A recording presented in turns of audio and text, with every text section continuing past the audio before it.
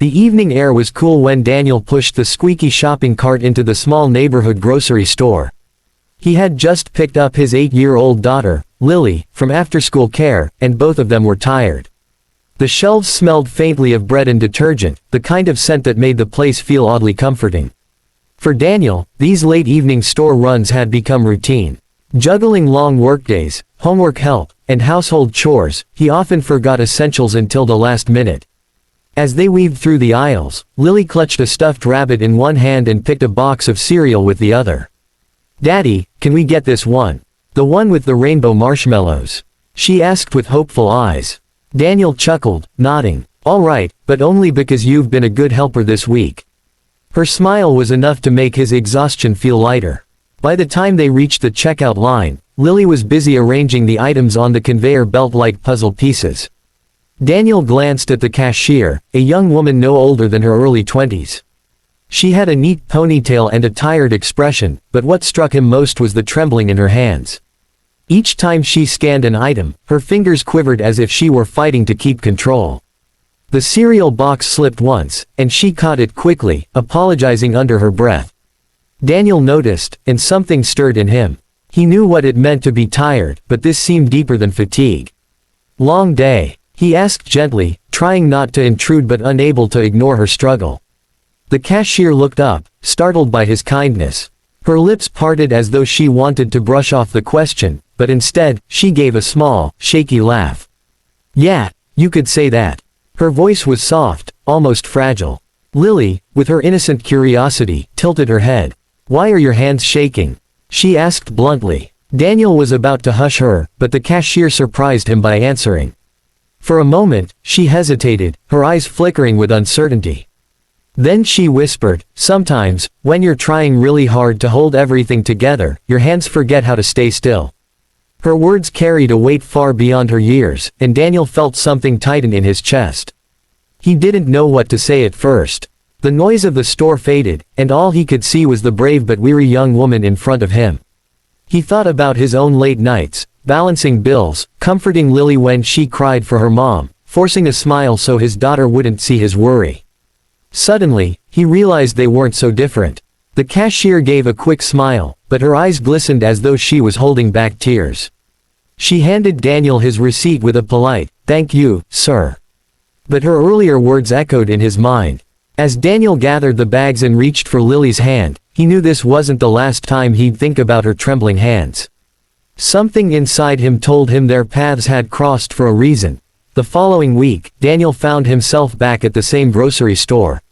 It wasn't just the milk and bread he needed, something about the young cashier had stayed with him. Her trembling hands and her haunting words, "Sometimes when you're trying really hard to hold everything together, your hands forget how to stay still," echoed in his mind. Lily skipped beside him, humming a tune from school. As they approached the checkout, Daniel noticed the same cashier. Her ponytail was a little messier, her uniform slightly wrinkled, but her polite smile was still in place. She greeted them, though her eyes betrayed exhaustion. "Hey," Daniel said softly as he placed items on the counter, "how are you holding up?" The cashier blinked, surprised. Customers rarely asked questions beyond small talk. For a moment, she hesitated, glancing around as if checking whether anyone was listening. Then, with a shaky sigh, she answered, "I'm managing." Lily looked up at her. "Are your hands better today?" The question made the cashier laugh, though it was short and sad. She glanced at Daniel, as if debating whether to open up. Something in his eyes, kindness, maybe recognition of her struggle, made her lower her guard. "I guess it's not much of a secret anymore," she said quietly. "My parents passed away last year. I'm taking care of my 2 younger brothers now. I work here after school hours and sometimes overnight shifts just to keep things going." Daniel froze, his heart sinking. He hadn't expected such a heavy truth. She couldn't have been more than 21, yet she was carrying a burden that would break most adults. She continued, her voice faltering, "Some days I feel like I can't do it all. I'm studying, working, paying bills, and trying to be both sister and parent at the same time. It's hard to keep steady when everything feels like it's slipping away." Daniel swallowed hard. He remembered the nights after his wife's passing, when Lily would cry herself to sleep and he would stare at the ceiling, wondering how he was supposed to be both father and mother. He knew the crushing weight of responsibility and the fear of failing someone who depended on you. "I'm so sorry," he finally said, his voice thick. "That's a lot for anyone to carry. You're stronger than you realize." The cashier looked down, her lips trembling into a small smile. "Thank you. Most people just see me as the tired cashier. They don't really ask." Lily tugged on Daniel's sleeve and whispered, "Daddy, she's like us." Her innocent observation made the cashier's eyes water. Daniel reached for the bag of groceries, but his mind was elsewhere. He realized their lives were parallel stories, different details, same struggles. As he walked out of the store, Daniel knew this wasn't just a passing encounter. He had seen beyond her trembling hands. He had seen a soul carrying too much, and he couldn't shake the feeling that their lives were meant to be intertwined. Over the next few weeks, Daniel found himself stopping by the grocery store more often than necessary. Sometimes it was for milk, sometimes just a loaf of bread, and other times he didn't even need anything at all. He just wanted to check in on the young cashier whose story had carved itself into his heart. Each time, her smile seemed a little more genuine, though the weariness in her eyes remained. Lily quickly grew fond of her, chattering happily as she helped place items on the counter. Children had a way of breaking barriers that adults couldn't, and slowly, the cashier began to open up in small, hesitant pieces. One rainy evening, Daniel and Lily arrived drenched from the storm. The cashier laughed softly when she saw them. "Looks like the weather didn't want to be your friend today." Lily giggled and handed her a soggy box of cookies. "We came for these. Daddy promised." The cashier's eyes softened. "Good choice. Cookies make any rainy day better." It was in those small exchanges that something shifted. She wasn't just the cashier anymore. She was Emily. That was the name on her tag, but now Daniel used it when he spoke to her, and she responded with a warmth that surprised even herself. One Saturday, Daniel and Lily stopped by the park after shopping. To their surprise, they saw Emily sitting on a bench, a notebook in her lap. Her younger brothers, about 10 and 12, were kicking a soccer ball nearby. "Emily!" Lily shouted, running up to her. Emily looked up, startled, but then smiled. "Well, if it isn't my favorite customers." Daniel sat beside her, a little hesitant. "Didn't expect to see you here. I bring them to the park when I can," she explained, nodding toward her brothers. "They need some normalcy. I don't want them to feel like they've lost everything." Daniel admired her in that moment. Despite her struggles, she was still giving her brothers childhood memories to hold on to. It reminded him of the times he tried to make Lily laugh, even when grief weighed him down. As the kids played, Daniel and Emily talked more freely than they ever had. She told him about her parents, their sudden illness, the hospital bills that had swallowed up everything. She confessed her fear of not being enough for her siblings. Daniel listened quietly, then shared his own story. Losing his wife, trying to raise Lily alone, the lonely nights where silence felt too loud. Emily's eyes filled with empathy. For the first time in a long while, Daniel didn't feel alone in his struggles. From then on, their meetings became less about groceries and more about companionship. Lily adored Emily, often asking if they could visit Miss Emily again. Daniel, though cautious, realized he looked forward to those encounters too. What had started with trembling hands at a checkout line was slowly becoming something unexpected. A friendship forged from shared pain, but strengthened by hope. It was late in the evening when Daniel pulled into the grocery store parking lot. He hadn't planned on coming by, dinner was already cooking at home, and Lily was busy coloring at the kitchen table. But something urged him to check in on Emily. She hadn't been at the register the past 2 visits, and worry gnawed at him.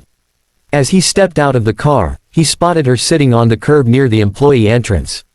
The dim light of the street lamp cast shadows across her face, and even from a distance, Daniel could see her shoulders trembling. "Emily," he called softly. She quickly wiped at her eyes and forced a smile, but it crumbled the moment she saw the concern in his gaze. "Daniel, hey, what are you doing here? I could ask you the same," he said, walking closer. "Are you okay?" Her breath hitched. She looked down at her hands, twisting them together as if trying to hold herself together. Then the words tumbled out before she could stop them. "I got a notice today," she whispered. "We're behind on rent again." I've been working every shift they'll give me, but it's not enough. If I can't pay in 2 weeks," her voice broke, "we'll lose the apartment. My brothers, they'll have nowhere to go." The weight of her confession hung heavy in the night air. Daniel felt his chest tighten. He recognized that raw desperation all too well. He had once sat at his kitchen table, staring at bills he couldn't pay, wondering if he was failing the one person who depended on him most. "Emily," he said gently, crouching down so their eyes met. "You've been carrying this alone, haven't you?" Tears spilled down her cheeks as she nodded. "I can't let my brothers down. I promised them I'd keep us together. But I'm so tired, Daniel. I don't know how much longer I can do this." His heart ached at her words. For a moment, he didn't know what to say. Part of him feared overstepping. After all, they were still just friends, tied together by chance and circumstance. But another part of him, the part that knew what it felt like to stand at the edge of breaking, couldn't stay silent. "You're not alone anymore," he said firmly. "I know what it's like to think the world is on your shoulders, but you don't have to do this all by yourself. Let me help." Emily shook her head, fresh tears glistening in her eyes. "I can't ask you to do that." "You're not asking," Daniel replied softly. "I'm offering. Not out of pity, but because I care. And because I know how hard it is to keep fighting without someone in your corner." For a long moment, Emily just stared at him, torn between pride and relief. Finally, she let out a trembling breath and whispered, "Thank you."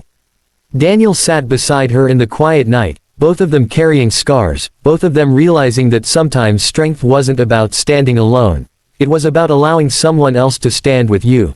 The weeks that followed brought a quiet but steady shift in Emily's life. True to his word, Daniel didn't let her face her struggles alone. He helped her look over bills, brainstormed budgeting ideas, and even connected her with a community program that offered support for families in need. It wasn't about rescuing her, it was about showing her that she had someone in her corner. At first, Emily resisted. She had built walls out of pride and survival, afraid of depending on anyone. But as the days passed, she realized Daniel wasn't trying to take over, he was simply offering a steady hand when hers began to tremble. One Saturday morning, Emily and her brothers joined Daniel and Lily at the park. The kids ran off together, laughter echoing as they chased a soccer ball across the grass. Daniel sat beside Emily on the bench, a thermos of coffee in his hand. "They're getting along like they've known each other forever," Daniel said with a smile. Emily nodded, her eyes following the children. "I can't remember the last time I saw them laugh like this. It feels normal. And I didn't think we'd get that back." Daniel glanced at her. The worry lines on her face were still there, but there was something new too, hope. He realized how much strength it had taken for her to keep going, and how much courage it took to let someone in. In time, their friendship deepened. Emily began to study part-time at a local college while keeping her shifts at the store. With Daniel's encouragement, she discovered a confidence she hadn't known she possessed. Lily adored Emily, often running to her with school drawings or begging for story time whenever she visited. And Emily's brothers found in Daniel a role model they quietly admired. One evening, after dinner at Daniel's home, Lily climbed into Emily's lap and declared, "You're like family now." The words caught Emily off guard. For a moment, she couldn't speak. Daniel met her eyes, and in that silent exchange, they both realized the truth. Their lives had intertwined in a way neither had expected, but both deeply needed. Later that night, as Emily walked to her car, she paused and turned back.